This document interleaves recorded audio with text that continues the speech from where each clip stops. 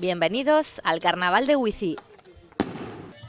Es el primero que se celebra en Navarra. Los hombres en el campo venían, después de trabajar en el campo, en el monte, y después de trabajar en el monte venían unos días, y estos días, cuando no trabajaban, cuando no se podía por el frío y por esto, pues se hacían los carnavales. ¡Roban y se van de viaje!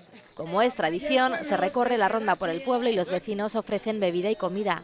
Hasta aquí ha venido, por ejemplo, el flamante vicepresidente del nuevo gobierno de coalición, Pablo Iglesias, o Cristina Pedroche, enfundada en uno de sus famosos vestidos de las campanadas. ¿No tienes frío, no? No. Yo pensaba que los vascos eran más fuertes así, pero mira, yo a pelo y nada, como sin nada, tía.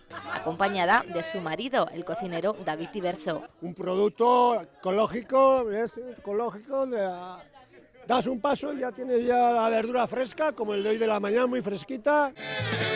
Y así, sin haber olvidado casi las Navidades, Navarra comienza ya a ponerle color al año con los carnavales.